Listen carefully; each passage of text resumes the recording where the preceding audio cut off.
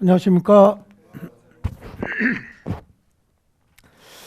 자, 오늘은 이제 학원 8페이지부터죠.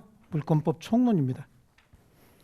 자, 책 위주로 이렇게 좀 설명을 해가고 필요한 부분은 이제 도표 가지고 설명을 드릴 거예요. 책 위주로 줄을 이렇게 쭉쭉 치면서 여기 지금 민법 총칙에서 봤던 내용까지 여기서 막 줄치고 그러지 마세요. 민법 총칙에서 봤던 내용은 한번 회상해 보세요. 근데 기억이 날 거예요. 아시겠죠? 어렴풋이 기억이 나도 되니까 자꾸만 줄쳐갖고 뭔가 이렇게 암기하려고 들고 그렇게 하시면 안 돼요. 그 기출문제집 나왔죠? 한번 풀어보세요. 한번 풀어보시면 그 기억이 나는 부분은 여러분이 이제 뭐 앞으로 한 번 정도만 더 보면 되는 거고, 지문 하나하나를 보면서 아, 내가 이거 정확히 기억이 난다. 그러면 그거 그냥 동그라미 쳐놓고 넘어가는 거예요. 안 되는 부분은 앞에다가 세모표 같은 거 쳐놓고 두 번, 세 번 보면서 세모표가 몇 번 되느냐 이거에 따라 가지고 아, 내가 이 부분 자꾸 틀리는구나라고 하는 걸 알아요. 답 맞췄다고 막 희열을 느끼고 그런 건 초등학생이에요. 아시겠죠?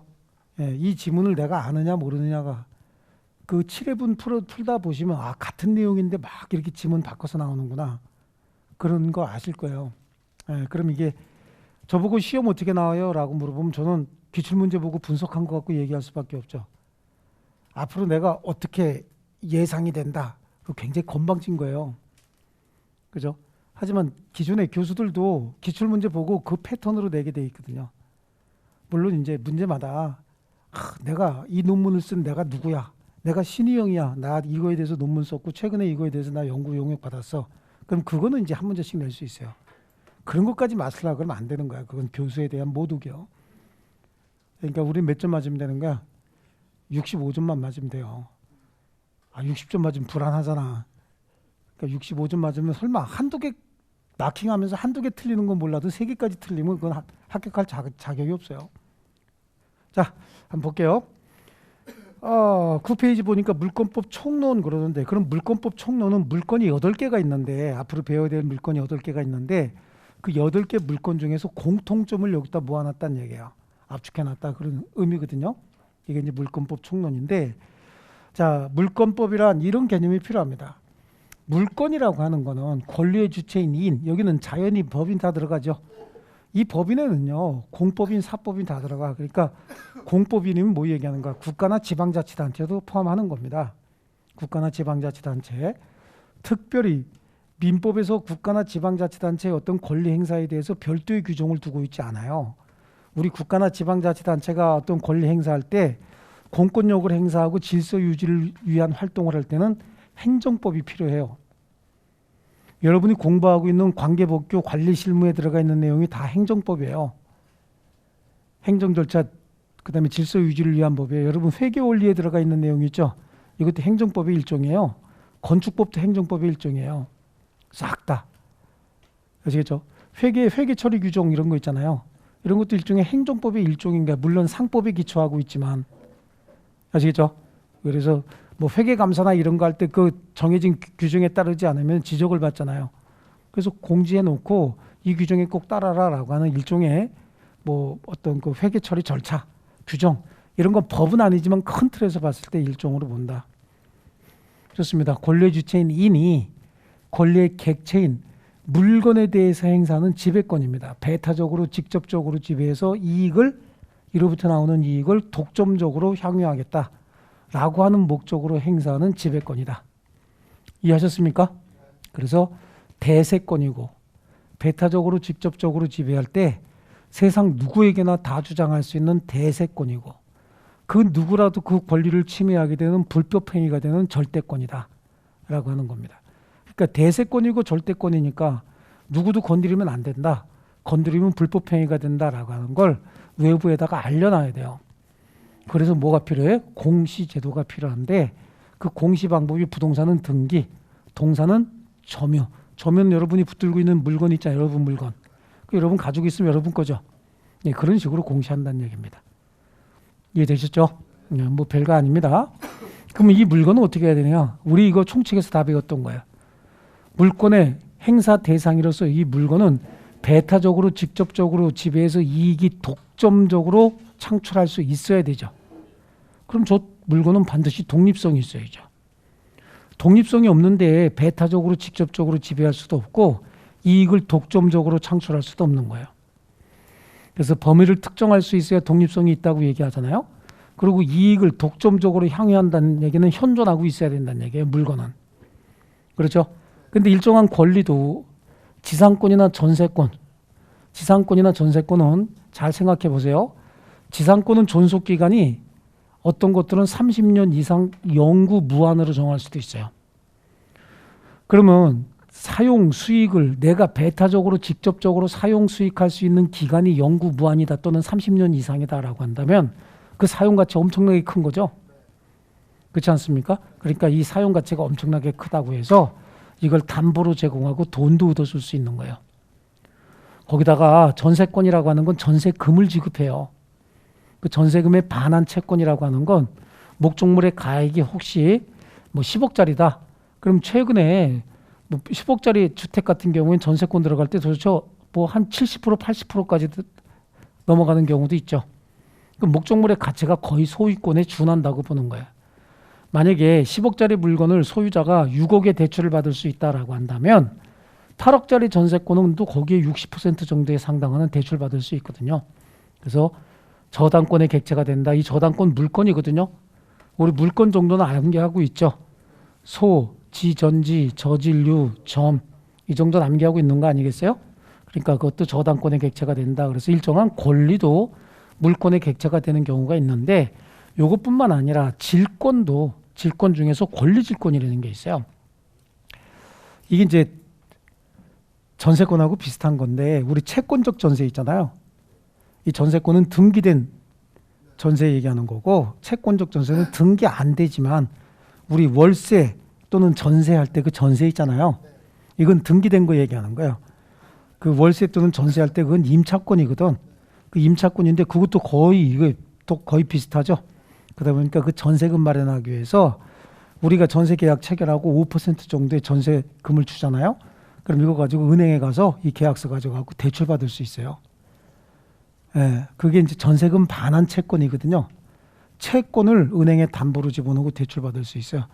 그래서 왜 그 젊은이들 돈이 없어서 결혼 못 한다며요. 저도 엊그저께 아들놈 결혼시켰는데 허리 부러지는 줄 알았어요. 2주 전이구나, 2주 전에. 근데 그게 한 달, 2달 전서부터 아들놈은 방을 얻어줘야 되잖아. 요즘엔 그런 개념이 많이 없어졌다 하더라도 그냥 쓸만한 방은 보통 3억이에요. 근데 대출해 준다는 게 1억 2천밖에 안 해주더라고, 맥시멈으로. 그럼 나머지는 1억 8천인데 걔네들이 어디서 모았겠어, 1억 8천을. 그죠? 예. 애비애미가 줬다 그러면 증여세 그래갖고 뛰어올까봐 줬다는 얘기 못 하겠고 빌려줬죠. 그래요. 빌려줬습니다. 그래서 일정한 채권도 권리 중에서 일정한 채권도 권리질권의 목적이 된다. 채권질권이라고 얘기를 하거든요. 잘 건드리지 않으니까 안 집어넣은 거예요. 핵심은 이거예요. 일정한 권리도 지상권과 전세권은 저당권의 객체가 될 수 있고 채권은 질권의 객체가 될 수 있다라고 하는 겁니다. 이거 쓰지 마세요. 뭐 중요한 거 아니고 뒤에 필요하면 제가 줄쳐드릴 테니까요. 자, 그래서 여기 물권법의 의의는 동그라미 1번에 있는 내용은 개념 정리하는 데 필요한 거니까 줄치지 마시고요. 그 물권법의 법원은 그러는데 물권법의 법원은 양쪽 가로 1번에 법률 줄칩니다. 법률 줄쳐놓고 옆에다가 몇 개 써놓습니다. 규칙 X, 조례 X, 명령 X. 법률만 여기서 국회의 동의 과정을 거친 거 있지 않습니까? 결의 과정을 거친 거. 그것만 해당하는 거예요. 규칙이나 명령이나 조례는 해당하지 않는다. 여기서 법률 얘기하는 거고. 그 다음에 관습법이 있죠. 관습법 줄칩니다. 양쪽 가로 2번에. 양쪽 가로 2번에 뭐라고 되어 있냐면 양쪽 가로 2번 관습법 줄쳐놓고 우리 민법 제 185조의 첫 번째 줄 맨 뒤로 가면 185조에서 보입니까? 물권은 법률과 관습법에 의하는 외에는 임의로 창설할 수 없다. 그 말은 법률과 관습법에 의해서만 창설할 수 있다. 이렇게 해석이 되잖아요. 이 민법 개정하면서 제 생각은 그냥 다 바꿔야 돼, 이거. 법률과 관습법에 의하는 외에는 임의로 창설할 수 없다. 법률과 관습법에 의해서만 창설할 수 있다. 그런 게 우리 어법에 맞지 않습니까? 우리 어법에 맞게 싹 다 바꿔야 아니라고 볼 수 있다는 사정을 인정할 수 없다. 이런 식의 어떤 판례 같은 게 계속 나오는 거야, 이게. 싹 다 그 사람들 치워버리고 우리 현대어법에 맞게 바꿔야 돼요. 우리 민법 만들 때가 1958년도거든. 그래서 60년 1월 1일부터 시행됐거든요. 그때 쓰던 어법과 지금 어법이 엄청나게 많이 바뀌었어요. 실제로는. 그래서 의미 내용을 바꾸자는 얘기가 아니야. 어법을 싹 다 바꿔야 돼. 우리 현대 생활에 맞게. 예. 근데 하여튼 이랬어요. 물권은 그러니까 법률과 관습법에 의해서만 창설할 수 있다는 얘기잖아요. 그래서 위에 있는 법률, 그다음에 관습법 이렇게 됐는데, 자, 우리 그러면 총칙에서 배웠던 관습법상의 제도 한번 머릿속으로 떠올려 볼게요. 관습법상 제도 몇 개 있었죠? 5개 있었죠. 지, 분명, 사양이 있었잖아요. 그중에서 지가 관습법상 법정지상권, 부는 분묘기지권, 그다음에 맨 뒤에 있는 동산의 양도담보 있죠. 요 3개가 전체 관습법상 제도 5개 중에서 1번, 2번, 5번에 있는 요 3개가 물권인 거예요. 아시겠죠? 그럼 앞에다가 지분명 사양 이렇게 써놓고 세로로 그중에 첫 번째, 두 번째, 5번째 동그라미 쳐놓고 거기 보면 되지. 지분명 사양이라고 세로로 쑥 써놓고요. 세로로 앞부분에다가 지분명 사양 써놓고 첫 번째, 두 번째, 5번째 이렇게 동그라미 쳐놓으면 거기에 분묘기지권, 관습법상 법정지상권, 동산의 양도담보 이거 있잖아요. 그죠? 예, 요거는 물권이고 그거까지가 물권이에요. 그래서 첫 번째 줄까지만 줄 쳐놓으시면 돼요. 이해되셨어요? 이거 완전 초등학교 교실이야. 어떻게 공부하는 것까지 제가 다 얘기하잖아요. 자, 그 다음에 이제 물권법의 특질 한번 보시죠. 물권법은 강행 규정이다. 자, 거기 줄치지 마시고요. 왜 강행 규정이냐면 물권은 법률과 관습법에 의해서만 창설할 수 있다죠. 그러니까 법률 또는 관습법 이외의 물권을 만들어낼 수 없기 때문에 이걸 강행 규정으로 하지 않으면, 만약에 임의 규정이다라고 한다면 지네끼리 만들어낼 수 있고, 그렇게 되면 제가 뭐라 그랬어요? 물권은 공시가 돼야 된다 그랬잖아요.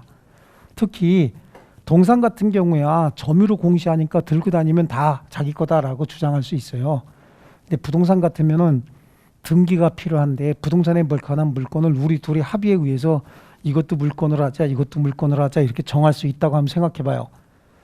그러면 온갖 거 다 정할 거 아니냐고. 그럼 내가 부동산 하나 사고 거래 몇 번 하고 누구하고 막 거래하면서 한 10년 가지고 있다.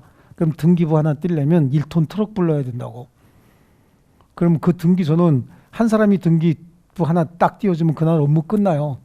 그리고 복사기 고장 나갖고 내일 또 오시죠 뭐 이런 일이 생긴다니까.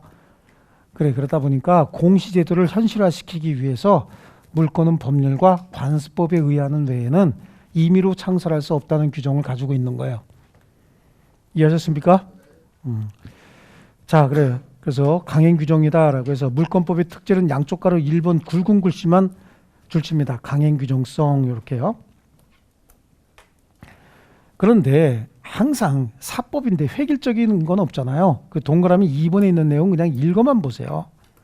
읽어만 보시는데 모든 채권법 규정이 임의 규정이 아닌 것처럼 물권법 규정이 모두 다 강행 규정은 아니에요. 아시겠죠? 그래서 임의 규정은요.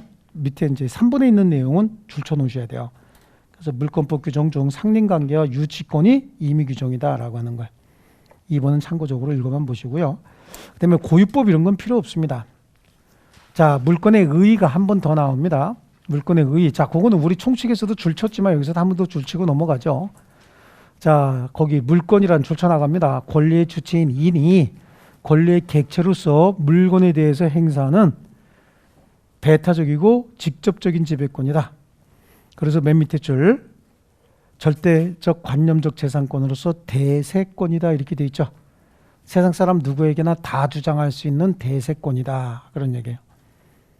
아시겠죠? 채권은요, 한번 생각해 볼게요. 채권은 채권자가 채무자에게만 행사해야 되죠. 채권자가 채무자의 아내나 또는 채무자의 자식, 부모에게 행사할 수 있습니까? 안 되죠. 하지만 물권은 내 물권 있잖아요. 여러분이 가지고 있는 부동산에 대한 소유권 있죠. 그 소유권은 세상 사람 누구든지 다 이거 내 거야 건드리지 마세요 라고 해서 뭐 해놨어? 등기해 놨잖아요. 그 대세권이란 말이죠. 근데 누군가가 불법으로 그 등기를 말소해서 지 이름을 해놨대. 물권 침해했잖아. 소유권 침해한 거죠. 그럼 불법 행위가 되는 거예요. 그래서 절대권이다 이렇게 얘기하는 겁니다. 이해하셨어요? 개념으로 가지고 계세요. 뭔가 암기하려고 자꾸 이렇게 눈빛 보면 저거 암기해야지 막 그러는데 절대 제가 말씀드리는데 끝나면 감당 안 됩니다. 그거 암기하려고 들면 어렴풋이 이해하면서 이게 반복되는 게 훨씬 더 좋아요. 그래서 물건의 성질은 객체에 대한 직접적 배타적 지배로서 양쪽 가로 3번 다 줄칠게요. 절대권으로서 대세권이다. 그거 줄쳐놓으시면 됩니다. 자, 그리고 다음 페이지 보시면요. 양쪽 가로 5번에 양도성이 있죠. 양도성이 있다라고 하는 건 어디에서 우리가 유추할 수 있냐면 5번 그냥 줄쳐놓고요. 양도성이 있다라고 하는 거 어디에서 유추할 수 있냐면 이익을 독점적으로 향유한다면서요? 이익을 독점적으로 향유한다는 얘기는 내가 마음대로 처분할 수 있다는 얘기예요. 이익을 내가 독점적으로 향유하지 못한다. 누구하고가 나눠야 된다. 그럼 내가 마음대로 양도할 수 없잖아요. 근데 내가 이익을 독점적으로 향유하면 내가 폐기를 하든 말든 아니면 내가 누구에게 공짜로 주든 돈 받고 팔든 이건 다 내가 자유롭게 결정할 수 있는 거죠. 그래서 물건은 양도성이 있다. 자유롭게 양도할 수 있다라고 하는 거예요. 근데 여기서 또 이제 채권 잠깐 한번 떠올려 볼게요. 채권이라고 하는 건 채권자가 채무자에게 요구하는 급부 청구권이거든요. 근데 내가 그 채권을 이분한테 양도했다. 그럼 채무자는 양도하기 전에 한번 생각해 볼게요. 채무자는 채권자에게만 채무 변제하면 되잖아요. 다른 사람에게 변제할 필요 있나요? 없죠. 근데 내가 채권을 양도했다. 그럼 그 채무자는 계속해서 나한테 변제할 거 아니겠습니까? 그러니까 양도가 자유롭지 못한 거야. 양도했으면 양도 사실을 채무자에게 통지해야 돼요. 근데 물건은 그런 거 필요 없어요. 그냥 양도해버리고 그냥 등기만 해버리면 되는 거야. 아시겠죠? 아니면 인도받아서 점유하고 있으면 되는 거지 동사는요. 예. 그렇기 때문에 채권은 양도했으면 채무자에게 통지해야 되고 모든 채권이 그렇게 쉽게 양도할 수 있는 건 아니에요. 채권 중에서는 이제 일신전속권 같은 거 있잖아요. 배우자권 양도할 수 있을까요? 눈빛들이 전부 살짝 그죠? 그거 하나 살까? 미쳤어. 그걸 왜 사 또? 지금 있는 것도 어떻게 양도가 가능하면 그죠? 예. 무시무시한 걸 왜 또 사 그죠? 자, 좋습니다. 그 양도성이 있다라고 하는 거고요. 그다음에 물건의 주체는 뭐라 그랬어요? 자연인 법인이라고 그랬지 않습니까? 예, 물건의 주체는 자연인 법인인데 그 법인은 공법인, 사법인 다 들어가는 거예요. 국가나 지방자치단체도 다 들어갑니다.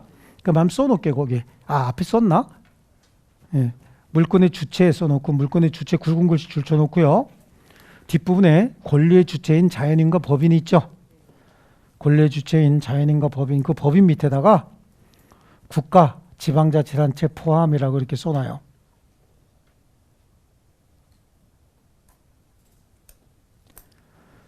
자, 그 다음에 물권의 객체. 물권의 객체는 그 큰 글씨 1번 보이시죠? 찾으셨습니까? 큰 글씨 1번? 큰 글씨 1번. 물권의 객체는 권리와 물건과 권리죠. 그 현존하는 특정에 독립된 물건이어야 됩니다. 이제 앞에서 봤던 거고요. 자, 동그라미 2번을 한번 줄칠게요. 자, 중간에 예외적으로 권리에 대해서 물건이 성립하는 경우도 있죠. 권리에 대해서 성립하는 경우도 있는데 니은해 보세요. 재산권을 목적으로 하는 권리질권, 그래 권리질권 그래서 줄쳐놓을게요. 그거는 여기 있는 내용 요거 뒤에서 줄쳐준다고 했지 않습니까? 예, 재산권을 목적으로 하는 권리질권 이거 담보 제공하고 돈으로 쓸 수 있어요. 머릿속으로 한번 생각해 볼게요. 임대차에서 전세에 들어가 있는 임차인은 임대차가 종료되면 임대인에게 보증금 반환 청구권이 있죠. 그건 이제 보증금 반환 청구권은 지금 행사 못하지만 임대차가 끝나면 행사할 수 있는 권리거든요. 이게 채권이란 말이에요. 이걸 은행에다 담보 맡기는 거야. 앞으로 몇 번 나올 거예요. 은행에다 담보 맡긴다는 얘기는 전세 계약서 가져가고 은행에다가 제출하면 은행에서 직장 다니면서 시험 합격하기가 쉽지 않아요. 혼자 공부하면 물어볼 데도 없고 에듀윌 유료 회원은 평일 야간에도 심지어 주말에도 밀착 관리를 해주니까 의지가 많이 됐어요. 에듀윌은 합격의 지름길입니다. 전세금이 1억 2천이 넘는구나. 2억이 넘는구나. 이런 게 알고 최대 1억 2천까지 대출을 해주는데 그 전세금은 은행에서 임대인, 집주인 통장으로 바로 넣어줘요.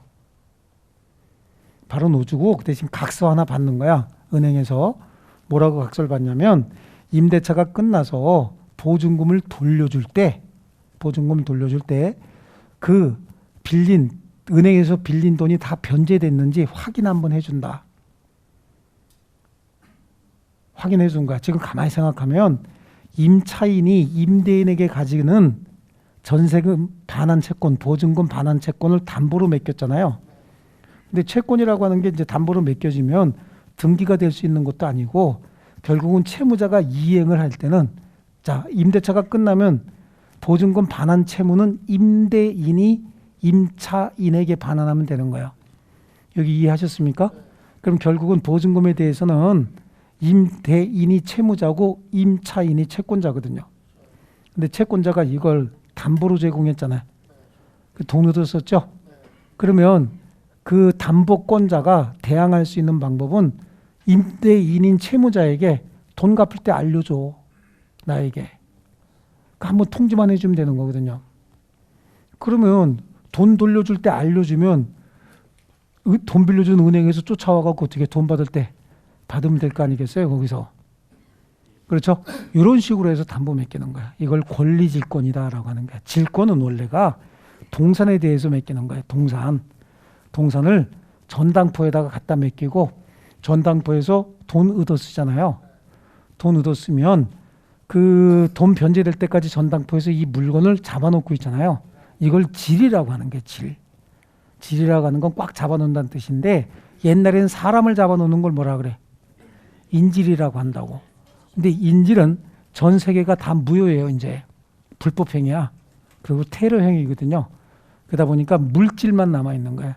질권 그러면 당연히 물질인 거예요. 아시겠죠? 잡아놓는다는 뜻인데 채권 같은 경우도 재산권이잖아요. 동산만 재산권이 아니라 채권도 재산권이죠. 재산권이니까 이것도 담보 제공해서 그렇게 활용할 수 있도록 제도를 만들어 놓은 거예요. 머릿속으로 생각해요. 임대차가 끝나면 이거 모르는 사람 많아. 임대차가 끝나면 임차인이 임대인에게 보증금 반환 청구할 수 있죠. 그 보증금에 대해서는 임차인이 채권자예요. 임대인이 채무자고. 여기까지 이해가 됐어요? 5만 놓고 보는 거야 지금. 보증금만 놓고 보는 거야. 임대차 보증금만 놓고. 그래서 임차인이 채권자고 임대인이 채무자죠. 임차인은 자기 채권을 담보로 맡긴 거란 말이에요. 아시겠죠? 그럼 은행에서는 누구한테 돈 빌려준 거야 사실은?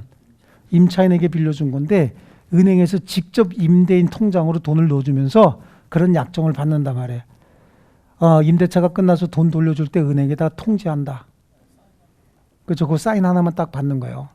사인 하나 받아서 그렇게 해서 빌려주는 거야. 그럼 나중에 돈 돌려줄 때 임대인 입장에서는 자기가 각서 써준 게 있잖아. 통지해 주겠다고. 그러니까 은행에다 통지하는 거죠. 은행에 통지했을 때 은행에서 임차인한테 회수하지 못한 돈이 있죠. 그럼 어떻게? 직접 반환 청구도 할 수 있어요. 아시겠어요? 그래서 받아가면 되는 거라고. 이해하셨습니까?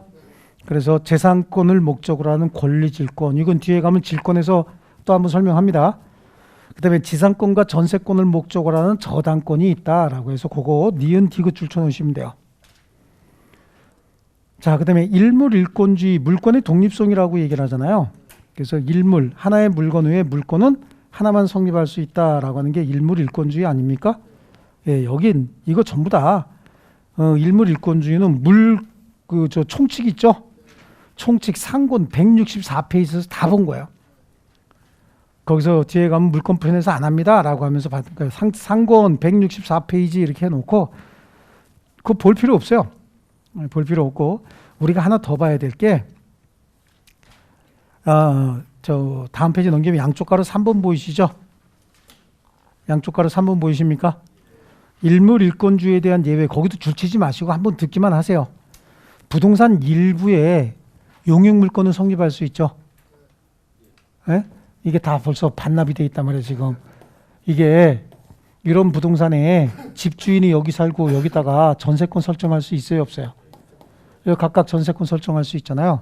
부동산 일부에 용익물권으로서 전세권 설정할 수 있고 토지가 이렇게 있으면 이 부분만 또 다른 사람에게 지상권 설정할 수 있고 또 통행지역권이라고 해서 이렇게다가 요만큼만 통행하려고 지역권 설정할 수도 있다고. 그러니까 부동산 일부에는 용익물권을 설정할 수 있어요. 아시겠죠? 요거 하나. 그래서 부동산 일부에 대한 물권의 성립 여부 그 줄 쳐놓으시고 용익물권 동그라미 치면 돼요. 그리고 니은의 담보물건이 있죠. 담보물건은 다 줄쳐놓을게요. 하나의 물건에 대한 분할 절차 없이 물건의 일부 또는 구성 부분에 담보물건 중 저당권이나 질권은 설정할 수 없다. 자, 우리 담보물건 있잖아요. 담보물건은 채무자가 채무를 변제하는데 이를 확보하기 위해서 담보로 제공하고 채무 변제하지 않으면 채권자 네가 마음대로 처분해도 좋아라고 약속을 한 거예요. 이해되셨어요? 미리 약속했다고. 무슨 약속을 했다고? 내가 채무를 못 갚으면 또는 안 갚으면 네가 이 물건 처분해서 나 대신 처분해서 네 받을 돈 받아가고 나머지 돈만 나한테 돌려줘라고 미리 약속을 한 거란 말이에요. 그러니까 저당권 실행 경매나 질권 실행 경매를 강제 경매라고 해요, 임의 경매라고 해요. 대기 잘 들어보세요. 이게 이제 자꾸만 유추가 돼야 되는, 여러분은 뺏긴다는 생각밖에 없는 거야. 이게 사고방식을 바꿔야 돼요. 은행에서 저당권 실행 경매를 했대. 그딴 얘기는 채무자가 돈 빌려가서 돈 안 갚았다는 얘기잖아. 그럼 은행이 나쁜 놈이요? 채무자가 나쁜 놈이야? 채무자가 나쁜 놈이야. 근데 여러분은 계속해서 채무자가 뺏긴다 그러니까 은행에서 하는 게 강제 경매다라고 생각을 하는데 아닌 거야. 미리 약속을 했잖아. 내가 채무 못 갚으면 네가 대신 나 대신 팔고 그래서 받을 돈 받아가고 남는 돈 나한테 돌려줘라고 미리 약정이 돼 있죠. 근데 약속을 위반해서 돈 안 갚으니까 채권자인 은행에서 경매 실행하는 거잖아. 그럼 약속한 대로 경매 실행하는 거지. 그게 무슨 강제 경매야. 그래서 그걸 임의 경매라고 실무에서 얘기한단 말이에요. 담보권 실행 경매를. 약속된 내용대로 경매하는 거죠. 법률 규정으로 하는 건가요? 아니잖아. 그러니까 약속된 내용대로 하는 거야. 그게 임의 경매예요. 근데 주변에서 보면 우리는 왜 전부 강제로 뭐 한다라고 생각하잖아. 강제로 하는 게 아니에요. 그리고 사고방식 자체를 바꿔야 되는 거야. 돈을 빌려간 사람이 안 갚는 게 나쁜 짓이야? 채권자가 자기가 빌려준 돈 못 갚으니까 받으려고 강제 집행하는 게 나쁜 짓이야? 안 갚는 게 나쁜 짓인 거야. 근데 그걸 왜 우리는 자유롭게 얘기 못 하는지 모르겠어요. 그런 얘기하면 나쁜 놈 이렇게 손가락질 하는 그거 아주 상당히 공산주의적인 사고방식이에요. 그게 이상한 사고방식이 지금 흐르고 있는 거예요. 자본주의 국가에서 내가 내 자본을 이용해서 돈 버는 건 당연한 거 아니에요? 그렇죠? 내가 내 자본을 위해서 돈 버는데 빌려간 사람이 내 자본을 이용했으면서 그 자본을 안 갚으면 그게 경제적 질서를 파괴하는 행위잖아요. 물론 사정이 있을 수는 있겠지만 그럼 채권자 사정은 다 무시해도 되는 거야? 뭔가 재산을 가지고 있으면 죄요? 재산 가지고 있으면 죄면 여러분도 공부하면 안 되지. 조금이라도 돈 더 벌려고 이거 하는 거잖아요. 그렇죠? 그럼 어떻게 해야 돼? 산에 올라가고 나는 자연인 찍어야지. 산에 올라가서 나는 자연인 찍을래도 그 땅 사야 돼. 예. 그렇지 않습니까? 예. 자본주의 국가에서 그런가. 그래서 하나의 물건에 대한 분할 절차 없이 그 물건 또는 구성 부분의 담보 물건 중 저당권이나 질권은 설정할 수 없다. 왜냐하면 매각해야 되잖아. 저당권은 매각해야 되는데 분할하지 않고 부동산 일부에다가 저당권 설정했대. 여기다가. 그럼 요거만 매각이 가능한가? 이거 매각이 불가능해. 이게 갑소유 물건이고 갑이 여기 살고 있었고 여기 임차인들 A, B, C가 살았다는 거야. 근데 요거만 을에게 넘어간다? 그럼 요거는 계속해서 갑이 가지고 있는다 그런 얘기잖아. 그럼 일물의 소유권이 몇 개가 생겨? 2개가 생기거든. 그래서 이거는 질권이나 저당권은 분할 절차 없이 설정할 수가 없어요. 왜냐하면 매각을 목표로 하는 거거든요.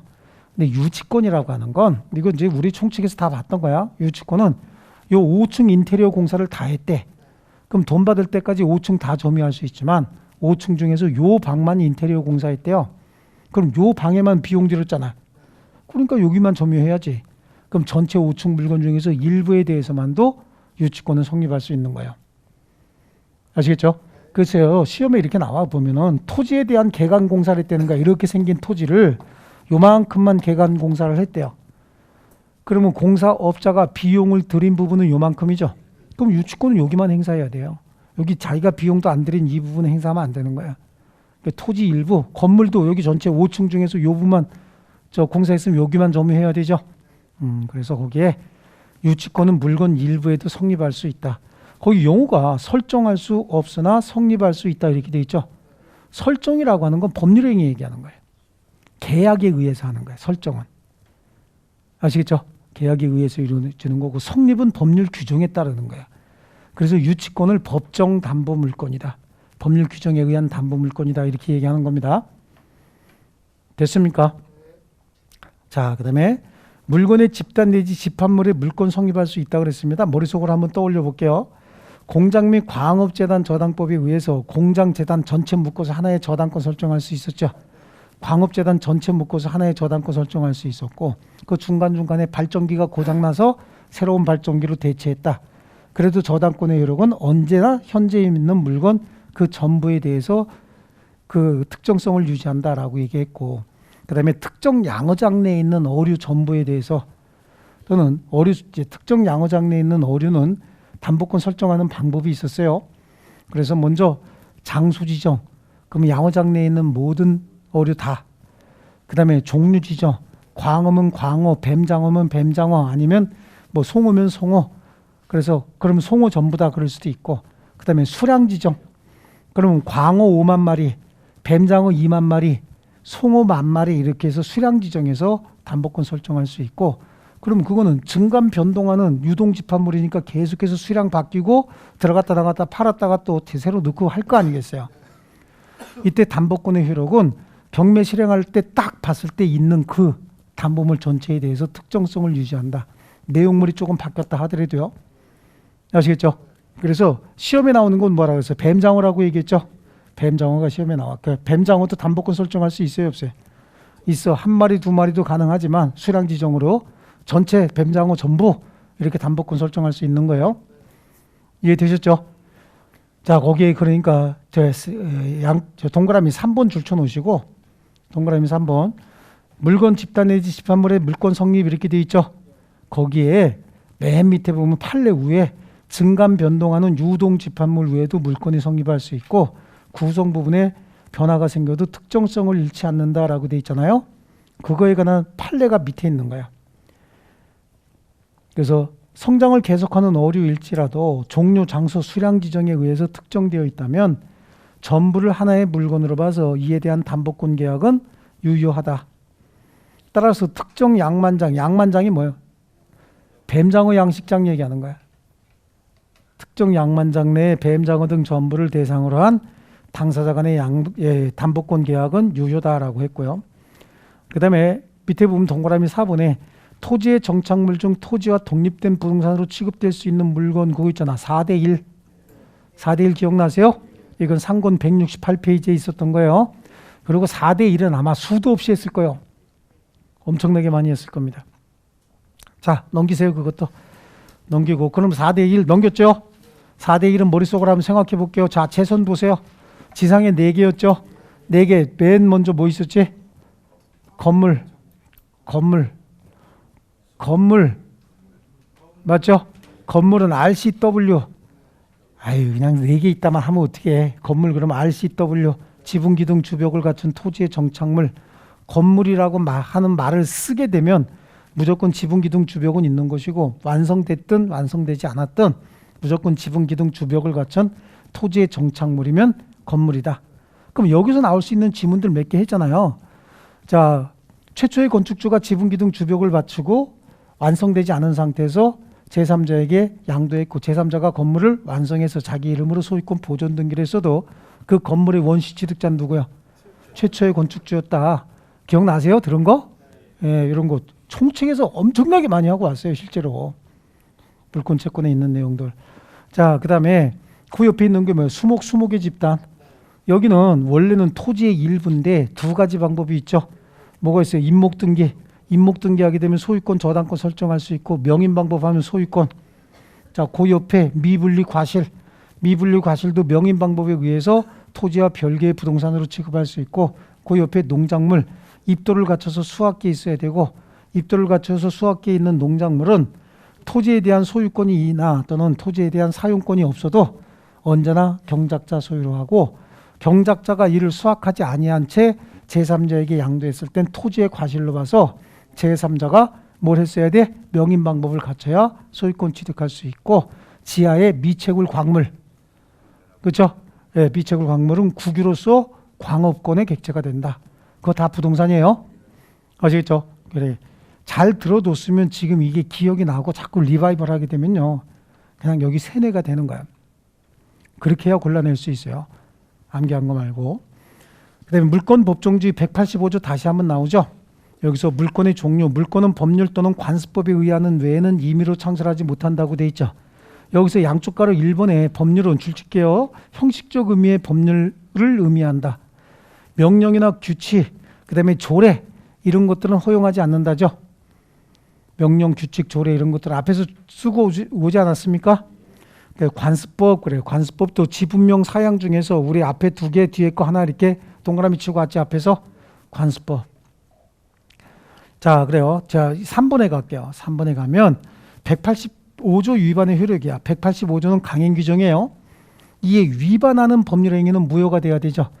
그러니까 물권은 법률과 관습법에 의함이 아니고는 임의로 창설할 수 없다라고 했을 때 임의로 창설할 수 없다라고 하는 건 종류도 임의로 창설할 수 없고 내용도 임의로 창설할 수 없다는 얘기야. 그럼 우리가 알고 있는 물권을 잠깐만 볼게요.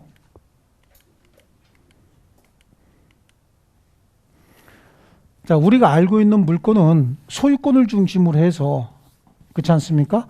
소유권을 중심으로 해서 저당권, 질권, 유치권은 담보물권이라고 하죠. 소유자가 설정을 해주는 거야. 우리 설정은 이렇게 쓰지만 뭐라고 있는다 그랬어? 소홀정해준다 그래서 소유자가 정해준다라고 하는 거야. 이건 법률행위를 통한다 그런 얘기예요.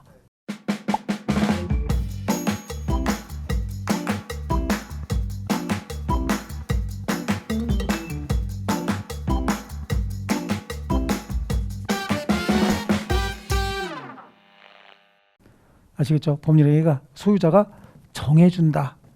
그러니까 뭔가 해주는 거지 법률 규정에 의해서 성립하는 게 아니야. 그러니까 설정과 성립은 좀 다른 의미가 있어요. 성립이 설정도 포함하는 거야. 법률 규정에 의해서 성립하고 설정에 의해서도 성립할 수 있어요. 아시겠죠? 예. 근데 유치권은 설정해 준다는 얘기 안 해. 성립한다는 얘기만 해요. 법정담보물권이기 때문에. 그 다음에 이용가치에 대해서 지상권, 전세권, 지역권이 있지 않습니까? 이게 이제 본권인 거야. 거기에 뭐가 하나 붙는 거지? 점유권이 붙으면 이게 8대 물권이잖아. 소유권, 지상권, 전세권, 지역권, 저당권, 질권, 유치권, 점유권, 소지, 전지, 저질, 유, 점 이렇게 나가는 거죠. 자, 요거거든. 요거는 우리 민법에 정해져 있는 거예요. 민법상 8개 물권이 있지 않습니까? 8개. 그래서 소유권, 점유권과 본권. 얘들을 왜 본권이라고 얘기하냐면 다 소유권이야, 얘네들은 다. 소유권의 일부 권능들이에요. 그렇죠? 점유권은 물건에 대한 사실상 지배 상태를 권리로 인정해 준 거기 때문에 실체가 분명치 않아요. 얘는요. 제가 이 시계에 소유권이 있을까 없을까? 있죠. 근데 점유도 하고 있죠. 근데 제가 이걸 풀러놓고 여기다 놓고 갔어요. 그럼 이제 목요일 날 올 거 아니야. 금요일 날 오나? 목요일 날 또 오죠. 여러분 중에 한 분이 이 시계 풀러놓고 갔네. 집에가 겁나게 맞겠네.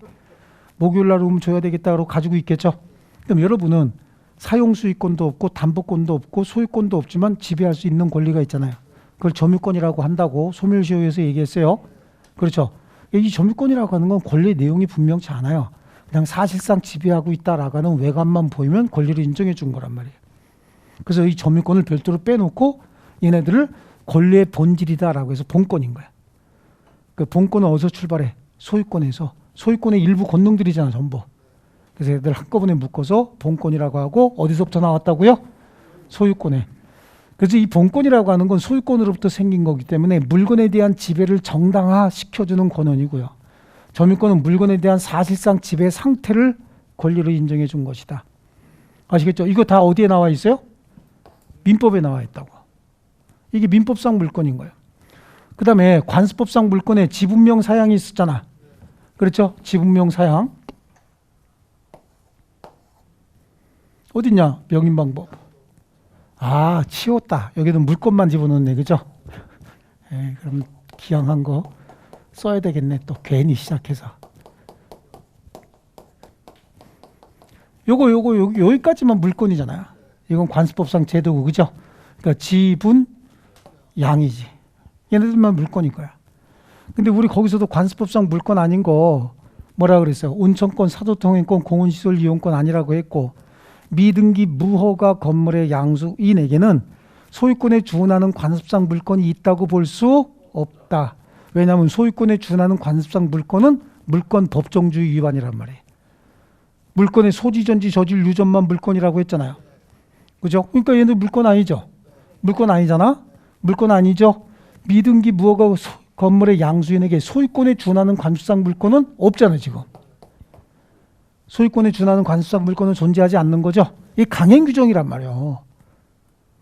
이해하셨죠? 그러니까 저기에 위반하면 무조건 무효란 얘기야. 이건 뭘 위반한 거야? 종류를 위반했지. 소유권에 준하는 관습상 물권은 요거 3개밖에 없다며. 근데 소유권에 준하는 관습상 물권 그러면 이거는 종류 위반했죠. 다 무효지. 근데 내용을 위반하는 경우가 있어요. 예를 들어서 저당권이나 질권이나 유치권 있잖아. 이거 설정하면 여기는 교환가치만 지배해야 될 거 아니냐고. 저당권, 질권, 유치권은 교환가치만 지배해야 되죠. 근데 지네끼리 합의를 어떻게 해? 사용도 하라고 했대. 그럼 지네끼리 그게 사용하는 건 모르겠으나 이건 물권의 내용에 포함시킬 수는 없는 거예요. 자, 다시 저당권을 설정하면서 사용도 하라고 합의했대, 지네끼리. 그러면 물권의 효력은 교환가치에 대한 지배권만 있는 거지 사용은 지네끼리 별도 합의란 말이에요. 그러니까 내용을 위반했다? 그럼 위반된 부분만 무효인 거예요. 종류강제를 위반했다? 새로운 물권 만들어낼 수 있어요, 없어요? 없다고. 종류강제를 위반하면 그건 전부 다 무효인 거예요. 싹 다 무효지만 여기 내용강제 위반했잖아. 처분, 교환가치만 지배해야 되는데 사용가치도 지배하기로 지네끼리 합의했대죠. 그럼 이거는 물권으로 인정하지만 이건 물권으로 인정 안 한단 말이지. 이거 지네끼리 별도 합의로 봐버리는 거예요, 그냥. 그러니까 사용수익은 해. 하지만 이것까지 등기 못 해줘 그러거든. 아시겠죠? 그러니까 내용강제를 위반하면 위반된 부분만 무효고 종류강제는 새로운 물권 만들었다 그 얘기잖아. 그러니까 그건 전부가 무효가 되는 거야. 이해하셨어요? 그래서 거기 큰 글씨 3번의 동그라미 1번 보세요. 자, 185조는 강행 규정이다. 위반하면 무효라 그랬죠. 동그라미 2번에 종류강제 위반하면 전부 무효. 내용강제 위반하면 위반된 부분만 무효. 됐습니까? 그 다음에 밑에 보니까 물권의 종류, 민법상 물권, 소지, 전지, 저질, 유점 쭉 나오고 있죠. 에? 거기 표에 나와서도 그게 소지, 전지, 저질, 유점이야. 어? 그럼 한번 해볼게요. 여기다가 소, 지, 전, 지, 저, 질, 유, 점 해놓고 이게 점유권이고 이게 본권이란 말이야. 본권이면 얘네들은 뭐죠? 용익물권이죠. 얘네들은요 담보물권이고 용익물권과 담보물권을 합치면 소유권을 제한하는 물권이잖아. 그래서 얘네들 제한물권 이렇게 부른다고. 아시겠죠? 이게 이제 우리 민법상 물권이고 양쪽 가로 2번에 보면 다른 법률에 의한 물권도 있잖아요. 다른 법률에 의한 물권은 그냥 읽어보세요. 상법에 상사유치권, 상사질권, 선박저당권 거기 보니까 상법에 있는 그 유치권, 질권, 저당권 이런 거 보니까 아 이게 소유권 저 민법에서 나온 거구나라고 하는 거 이해하시겠죠? 그다음에 기타 특별법상 공장저당법, 재단저당법, 광업저당 뭐 밑에 보면 가등기담보권, 양도담보권 있죠. 맨 밑에 거기다가 줄쳐놓고 가등기 담보권, 양도담보권 같은 경우 우리 시험에 나오면 그냥 저당권으로 취급하면 돼요. 가등기 담보 등에 관한 법률이라고 해서 담보권에 관한 법률이 별도로 있긴 있거든요. 근데 이걸 그냥 우린 뭐라고 본다고? 저당권 이렇게 생각하고 풀면 무조건 맞아요.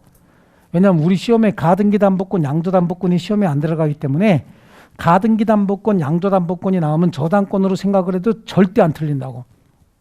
왜냐하면 가등기 담보권, 양도담보권을 제가 강의를 할 때도 가등기 뭐요? 담보, 양도 담보 이런 거야.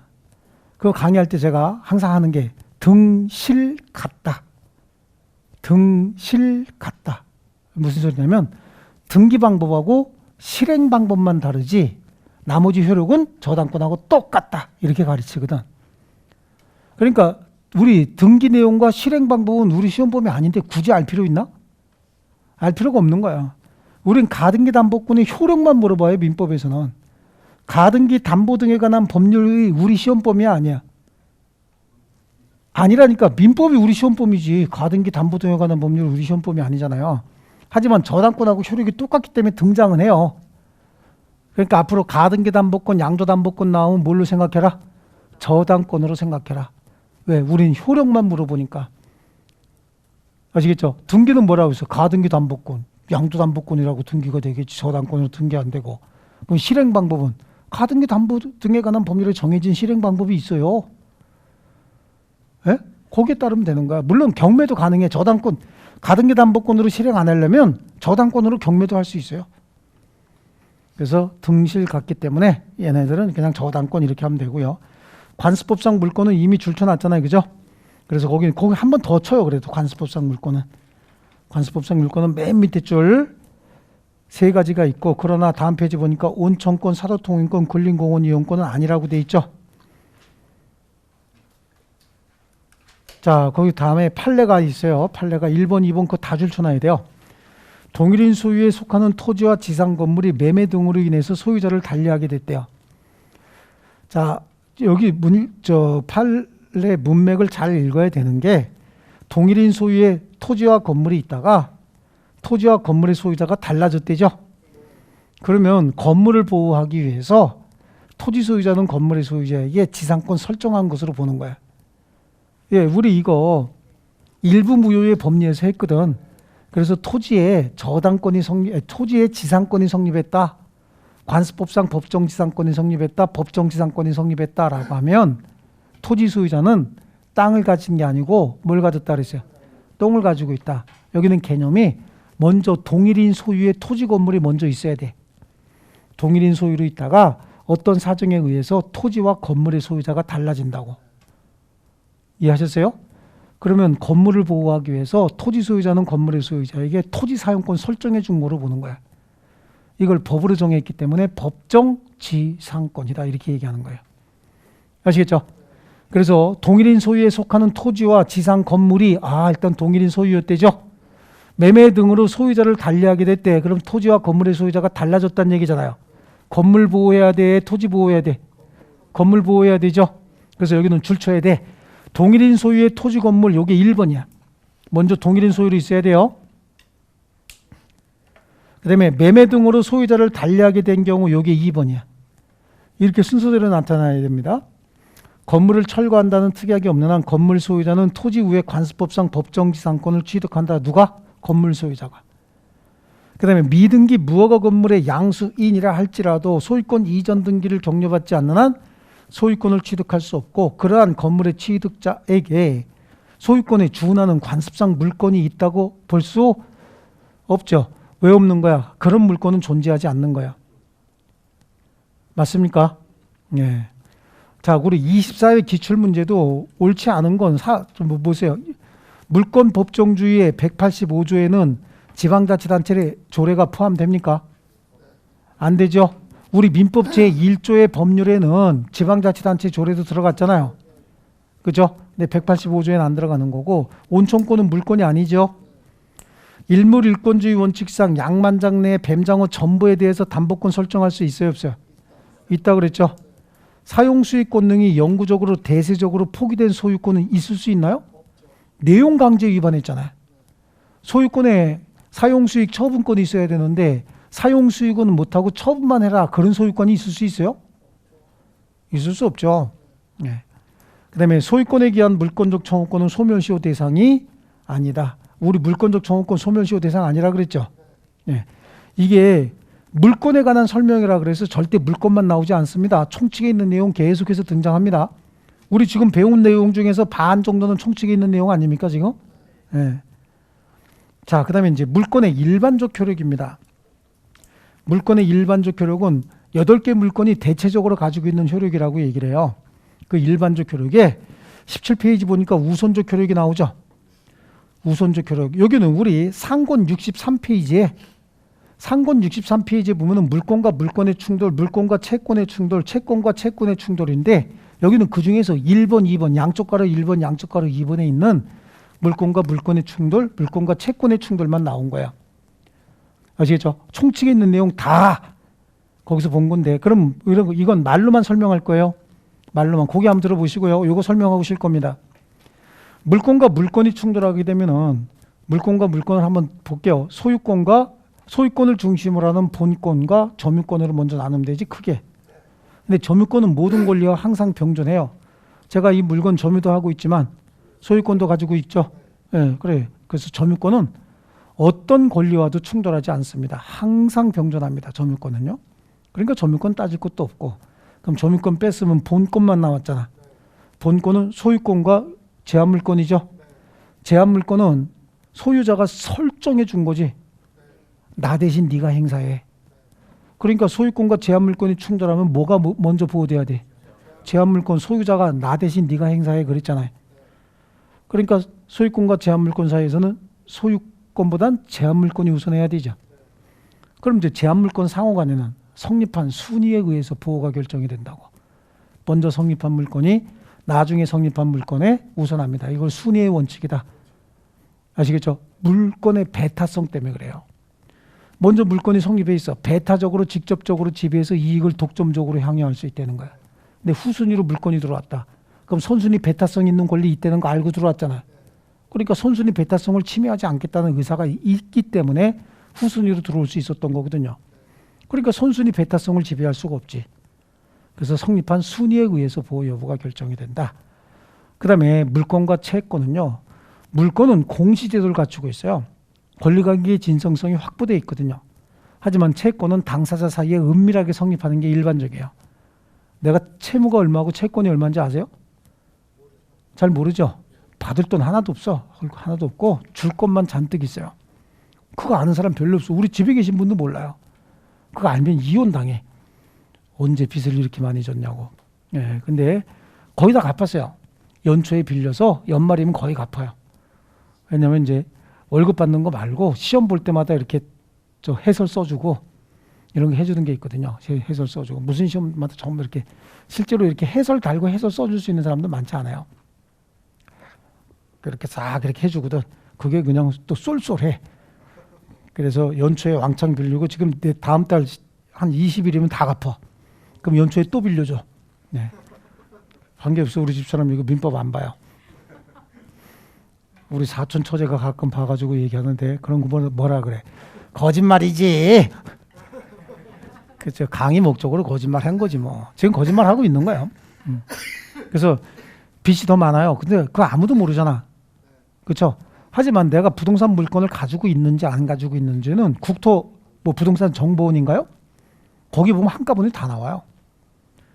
내가 부동산을 가지고 있고 임대차를 했는지까지도 싹 다 나와요. 예. 뭐 국토정보원인가 거기에 보면은 부동산 물건이 어떤 것들이 있는지 이것까지 싹 다 조회할 수 있어요. 그러다 보니까 물건과 채권이 서로 충돌하게 되면 공시 방법을 갖춰서 대외적으로 권리관계의 진정성이 확보된 물건이 우선하는 거예요. 그래서. 근데 채권이 물건에 뒤지는 이유는 권리관계의 진정성이 불확실하기 때문에 그런 거거든요. 그렇다고 한다면 채권도 등기된 임차권이나 가등기된 채권, 기타 대항력을 갖춘 채권들은 굳이 물건의 후순위로 밀릴 이유가 없죠. 이것들은 다 권리관계 진정성이 확보되어 있잖아. 채권도 임차권 등기돼 있대요. 그럼 공적장부에 기재되어 있는 거 아니에요. 주택임대차보호법이나 상가건물 임대차보호법에 있는 그 임차권 대항력을 갖춘다는 얘기는 동사무소 가서 전입신고하고 확정일자 받는다는 거 아니에요. 동사무소에 근무하시는 분들 다 공무원들이고 동사무소에서 확정일자 교부대장 하면 시간까지 다 번호까지 다 써줘요.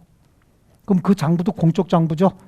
공적 장부에 기재가 되기 때문에 이것도 권리관계 진정성이 확보됐다고 봐서 등기된 권리하고 성립한 순위에 의해서 보호가 결정이 되는 거예요. 대항력권을 갖췄기 때문에요. 그 다음에 정책적으로 채권이지만 언제나 최우선적으로 보호하는 채권이 있어요. 이거 없으면 사람이 생존이 불가능한 채권들이 있다고. 이게 뭐예요? 자, 회사가 파산했을 때 근로자의 최근 3월분에 해당하는 임금채권, 최종 3년분에 해당하는 퇴직급여, 그 다음에 재해보상금, 이런 것들은 선순위 물건이 있어도 언제나 최우선적으로 보호가 되는 거예요. 이건 정책적으로 그렇다라고 하는 겁니다. 우리 앞에서 배웠던 기억나시죠? 예, 요거야. 요게 이제 우선적 효력이에요. 나머지는 이제 물권적 청구권입니다. 이 물권적 청구권은 쉬었다 하겠습니다. 주택관리사 합격! 에듀윌 합격 패스!